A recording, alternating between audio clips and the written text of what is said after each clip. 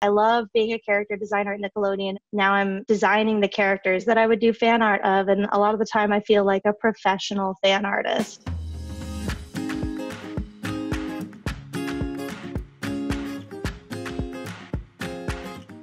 I'm Maaike. I'm a character designer on the Casagrandes, and I'm also working on the Loud House movie right now as a freelancer. My name is Tyler Koberstein. Right now I am a freelance character designer for the Casagrandes and illustrator and color stylist for the Loud House comic book. You're awesome! I went to the College for Creative Studies in Detroit, Michigan. There I got a Bachelor of Fine Arts in Entertainment Arts and a focus on animation. During my whole senior year, I pretty much focused entirely on getting the Nickelodeon internship program. I ended up actually getting that. No way. Since October, I've been an intern on the Casagrandes, the production intern. About halfway through it in December, I actually was able to test to do freelance character design for the Loud House shorts. From there, I ended up upgrading to freelance character design on the Casagrandes for actual episodes. Since then, I've been doing freelance character design for the Casagrandes. Tyler was our intern, and I was actually following him on Twitter before he was our intern. And then I found out, I was like, oh my gosh, I know this guy. And then I saw his art and I was like, this guy's better than me and he's the intern. God, so I'm very, I'm very glad everyone also got to see how amazing he is. And now we get to work with him. A little bit about myself. I always watched cartoons. I was a Nickelodeon kid through and through. So some of the favorites were Fairly Odd Parents, As Told by Ginger, Rugrats, Doug, you know, all the classics. And the one that really got me was Danny Phantom. Danny Phantom was my whole life. I was on the Butch Hartman forums, like making quizzes. It was super weird. I think even Nickelodeon had forums, and I would like watch the episodes and be like, okay, what did Danny say 5 minutes and 27 seconds in? It was weird. And I was 12. I shouldn't have been on the internet, but it was fine. And I just drew Danny Phantom all the time. And there was like this commercial spot where this character designer was like behind the scenes, like with a Sharpie and a light box, which it's all digital now, Cintiqs and iPads. But back then when they were doing the commercial spot, he was like, hey, I'm a character designer of Danny Phantom. This is how I draw Sam. And it was just like this man drawing the character before my eyes. And it was the first time I had the epiphany, like, you can do that? Sweet! My powers are the ultimate cheat code! It took me a while to, go to art school, and I think that's important to communicate. It doesn't always happen, 2 years at Cal Arts and then you get hired. I worked at a grocery store full time to save money. While I went to a local school, I got to go to public state schools for free because my dad was in the military. So I didn't go to some private school, even though I did tell my parents I wanted to go to Cal Arts, and they looked at the tuition. They were like, absolutely not. And then I transferred to San Jose State University, and they have a really great animation illustration program there. And it is, it's a public school. It's pretty affordable, all things considered. And, I still made it here today. So for those of you who, aren't getting into your dream art schools, it's a lot about the drive you have and what you can get out of your classes. And school isn't everything. And that's I think really important to tell people. And I managed to snag a Nickelodeon internship in 2015. And I was an intern on the Fairly Odd Parents, so it kind of came full circle, like all my weird DeviantArt drawings, and I became the intern. That was a really big moment, because the first time going into a studio and it all feels right, and you're like, I made the right choice, this is what I want. So that kind of inspired the rest of my trajectory. I ended up accidentally kind of getting into video games. I worked at PlayStation for about a year. They needed an intern, and my school happened to have a lot of ties to PlayStation just because of the proximity. And I ended up being a production and art intern, which transitioned into like an art contractor job. So I was working like part-time, going in I think Monday, Wednesday, Friday to do paintings and stuff and helping with props and signs and making the world. But from there, I was like, TV animation is my dream. And I kept thinking back to Nickelodeon and how much of a better fit it was for me. So I actually left the PlayStation job. It wasn't, it was a contract art job.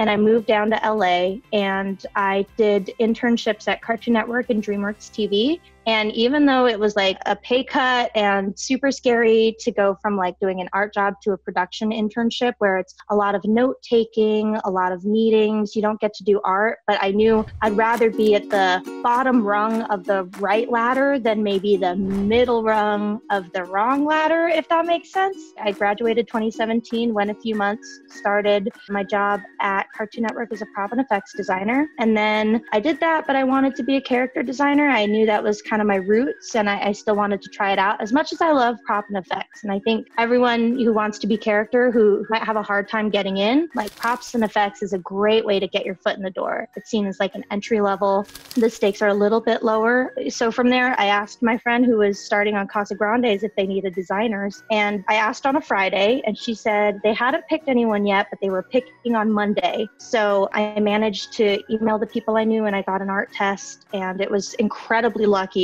I am so grateful, and it ended up working out, and I've been there ever since. Wow, that's all pretty impressive, guys. I think what was kind of a awakening for me coming from school and going into the studio at Nickelodeon is that when you think of character designer, you kind of have this mindset that you're going to like make SpongeBob, you're going to make Lincoln Loud. But a lot of the times when you're on a show, those characters are already made. So unless you're making like characters that'll appear in like a new episode, for the most part, you're doing turns or you're doing special poses, which are kind of like the heightened emotions and like craziest poses that a character is doing in an episode. You sometimes will do the fun part of like designing like a brand new character from scratch, but you also have to know the technical side of knowing how to pose characters, how to do turns. I'd say turns and posing is like the two most important things in a portfolio, as much as it is great to show that you can make this like beautiful character with like shape, language, and personality. I think if you can't demonstrate that you have the technical skills to draw them from all angles, to draw them like holding something, like screaming, doing anything crazy, I think people have a hard time believing that you could like fit the skills needed for that job.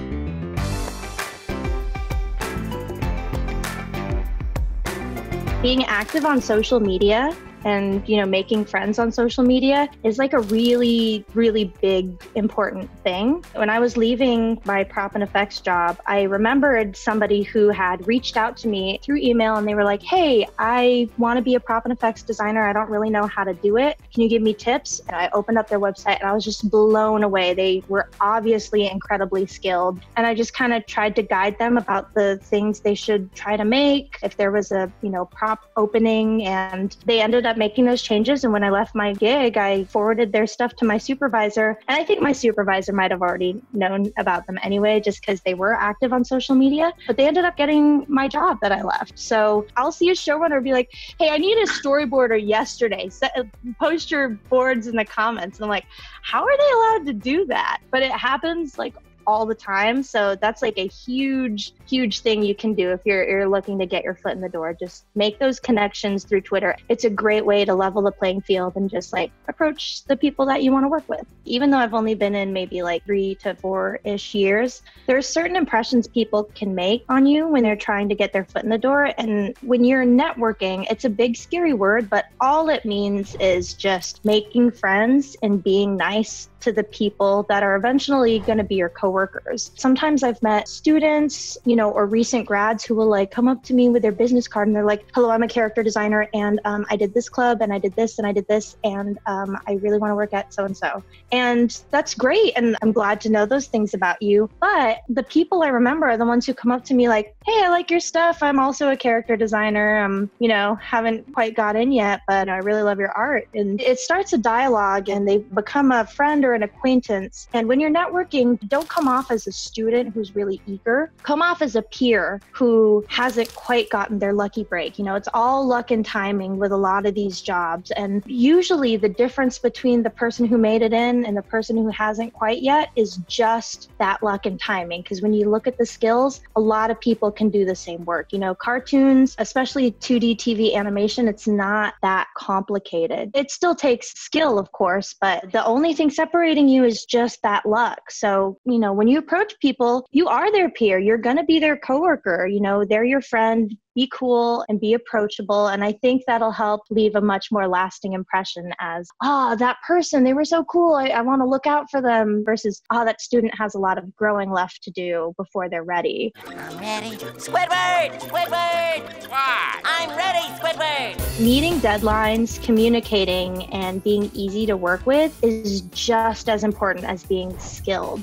Touching on what I said earlier, with animation and cartoons, they're pretty simple drawings. A lot of people can do them. But when you're building a team, I've heard some recruiters talk about it like it's casting. You're putting together a cast of people that all need to work well together. And if you have strong personalities that are going to bump heads, maybe somebody's an artistic genius, but they don't like taking feedback or they don't work well with others. Even if they can draw the character maybe a little better, it doesn't matter. You want people that are going to work well, be fast, be easygoing, great communicators, and those are such important skills to have when you're working in TV because we hit the ground running. I mean, we do an episode every 2 weeks, sometimes an episode once a week, and you have to be so nice and like so accepting of any feedback or criticism or last minute changes. Just being able to just go with the flow and be just there for everybody and not be too much of a problem. Honestly, equally or more important than having the skill to do the job because you can learn, even if you don't quite get maybe hands right or the style isn't quite right. Like those things can be taught on the job, but like you want to be a really good person to work with and you want people to remember you like,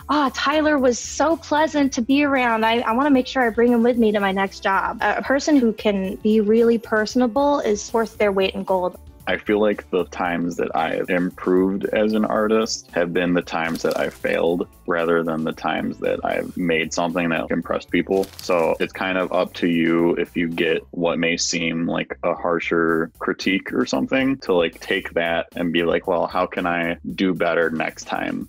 And making it your goal to like actually take those critiques to heart. If you have a class and you are just doing perfect, then it's like, well, you aren't really improving. I know I see a lot of people that if they get a critique, they'll be like, well, I wanted it to look like that. You may have wanted it to look like that, but just like listen to what people say. Maybe you don't have to change it, but at least like try it and try to think of where that person was coming from and why they said it. And I can guarantee you that your work will get better because of that. People want to see that you understand an animation pipeline. They want to see that you understand that you have to design something that an animator overseas can look at and translate into movement. And they won't be able to know exactly what that character looks like from all angles if it's just a single isolated, really cool drawing. And so the things that you should be putting in your portfolio when you're a character designer are exploration, turnaround, special poses, and expressions. And this turnaround is what is going to inform the animation studios that are moving your character because you don't design and move your own character. Somebody else is going to need to handle that. And a lot of times we'll show, what do the eyes look like closed? What does the mouth look like closed and open? What does the bottom of the foot look like? We need to add all of that information so that the people we pass it off to know what to do with the character. And that really demonstrates that you understand the pipeline, that you're not just drawing a cool drawing for yourself. You're thinking about every other step. I would say 80% of my job is special poses. So showing that not only can you do this turnaround, but that the design works so well that you can have her act and move and pose. That is so, so valuable in a character design portfolio. Bunk beds!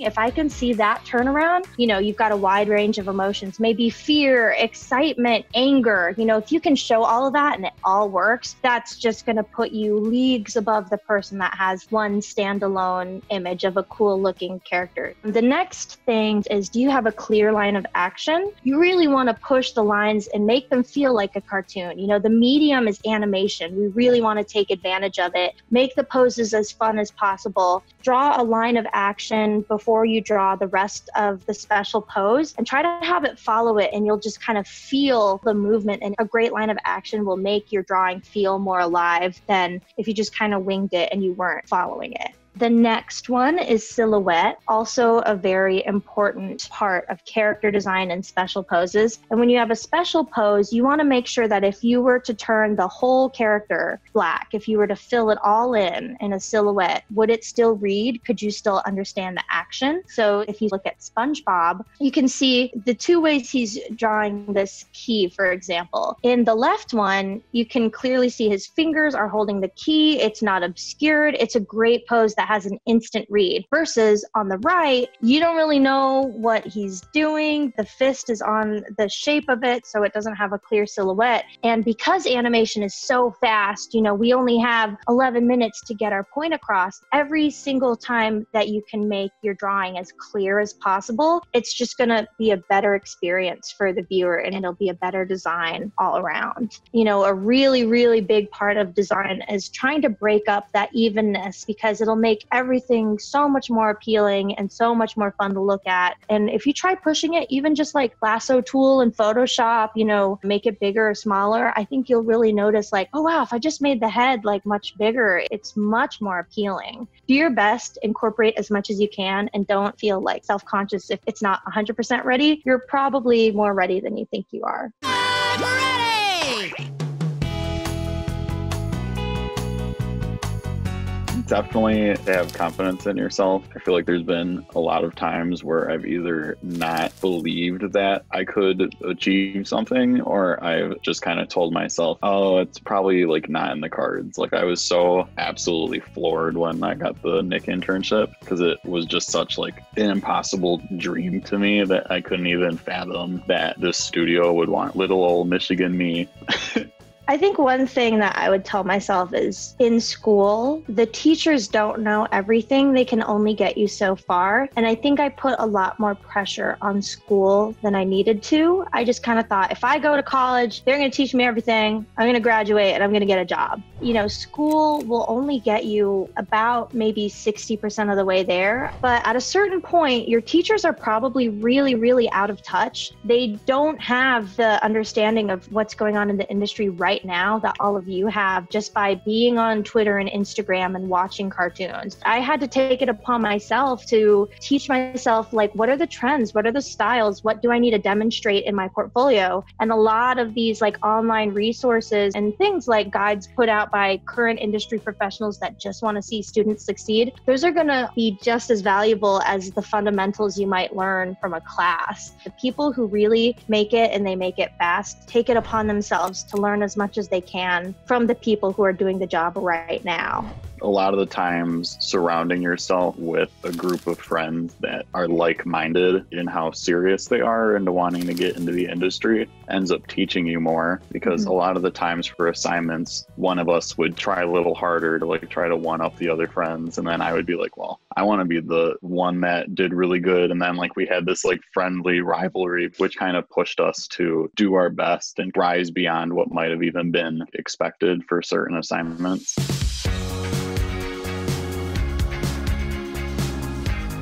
For hero props, the ones that you really want to draw attention to, absolutely. But there are other props where, if you just have a soda can, you don't want to be looking at that soda can too much. It's just kind of there to move the story forward. So I think being able to turn the important props that deserve the attention into characters is a great way to think about it. I've designed a bird seed before. You want to make that as nothing as possible, because people do want to be looking at the characters or noticing the background if that's what the scene calls for. Include both organic and technical things. So a car or a motorcycle or a bicycle versus maybe some rocks or a house plant or food like a pizza. So technical versus organic. Make sure you've got turns. Props need turnarounds too. Do not be overly detailed. It's the same thing where you're thinking of the animation studio.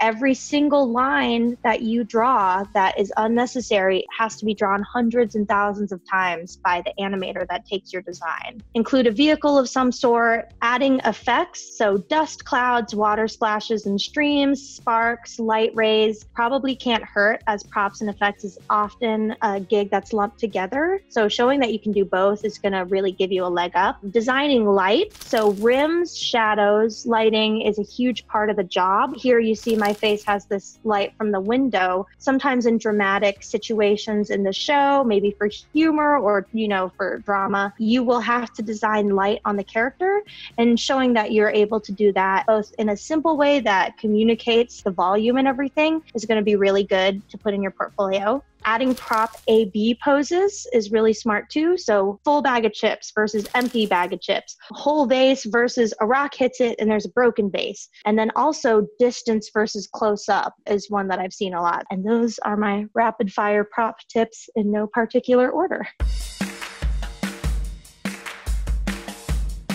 I think the biggest thing that helped me when I was learning my fundamentals is figure drawing. They always told us in school, like, do a figure drawing, do figure drawing. And I listened, and I think it really helped. Because even if you're drawing, a person from life might not have the proportions of a cartoon character. I have drawn thousands of drawings of people in all these silly, ridiculous poses. And now I can apply that when I'm doing character design, because it's like, okay, I know how to treat this because I've drawn this exact thing before. And so drawing from life, figure drawing those figure drawings with some sort of story intention as well is going to just really help get you to where you need to be. I think too, what's important is to break down and see the shapes in characters that you already like and use shapes when creating characters you're creating now. Because a lot of the times, especially in Casagrandes, if you trace over a frame from the show, you can see, okay, this was created with a circle. This hand started as a circle. This arm is just a cylinder, and just kind of get used to spotting shapes in shows that are already airing. Literally grab a drawing of Lincoln Loud off of Google and just spend 10 minutes literally tracing over the character, seeing what shapes make it up in Photoshop. And I think that's a good practice to do.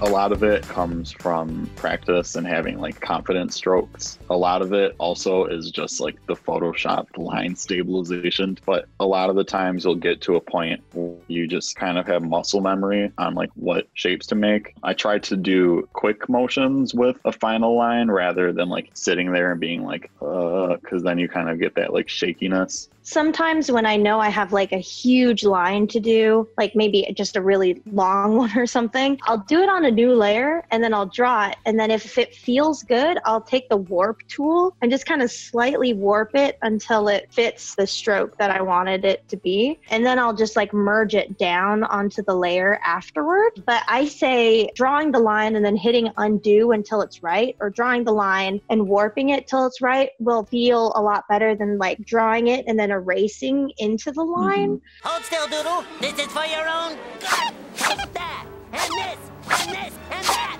and this,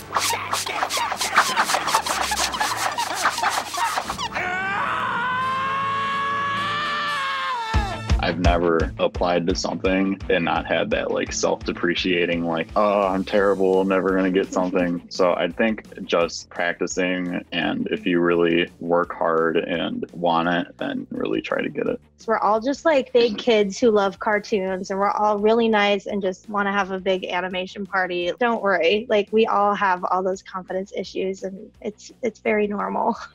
I don't think I've met a single person at Nickelodeon that is 100% confident in themselves. Literally everyone I talk to is wow, I feel like I'm 3 kids in a trench coat trying to pretend they're an adult that understands things. And I don't think that ever really goes away. Even if you were a show runner, you're going to be oh, I'm an imposter. I'm just some fake that just happened to get here by luck. But that always helps me to just keep thinking that in my head.